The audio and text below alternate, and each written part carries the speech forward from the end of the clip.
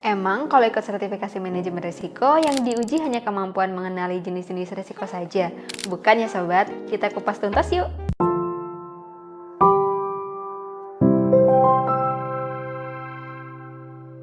Banyak orang yang masih menganggap manajemen risiko hanya tentang mencari tahu kesalahan yang sedang terjadi dan akan terjadi.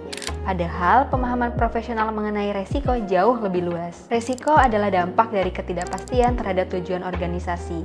Artinya, seorang profesional manajemen risiko harus memahami terlebih dahulu tujuan perusahaan, faktor yang dapat menghambat pencapaian tujuan tersebut, dan bagaimana organisasi dapat mengelola ketidakpastian secara sistematis. Tanpa paham tujuan, kalian nggak bisa bedain mana risiko nyata dan mana yang hanya tantangan bisnis biasa. Lalu, apa yang sebenarnya diuji dalam sertifikasi manajemen risiko? Bukan hanya hafal jenis risiko, tapi ada 3 fondasi yang harus dikuasai.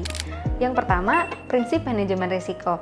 Ini tentang membangun budaya sadar risiko di seluruh organisasi. Bukan tanggung jawab satu divisi saja, tapi mulai dari direksi, manajemen, hingga setiap fungsi bisnis harus paham risiko yang melekat di setiap aktivitas mereka. Yang kedua adalah framework manajemen risiko. Di sini, seorang profesional diuji apakah mampu memahami bagaimana sistem risiko dibangun, mulai dari kebijakan risiko dibuat, tanggung jawab setiap pihak ditentukan, dan mekanisme pelaporan berjalan, hingga bagaimana risiko dapat terintegrasi dalam proses bisnis perusahaan. Yang ketiga adalah proses manajemen risiko. Ini adalah bagaimana risiko dikelola secara nyata, mulai dari identifikasi risiko, analisis kemungkinan dan dampaknya, penentuan respon atau mitigasi, serta monitoring dan evaluasi. Dalam praktiknya, kompetensi tersebut diterapkan melalui beberapa output pekerjaan, salah satunya adalah risk register.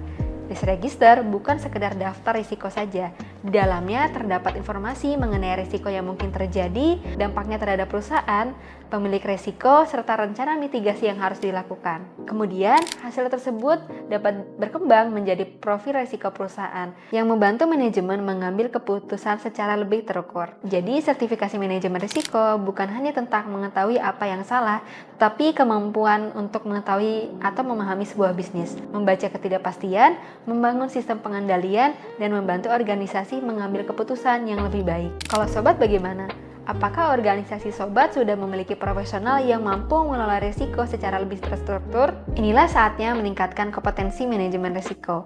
Informasi seputar sertifikasi bisa dicek di lsppm.com. Next, kita bahas apa lagi ya?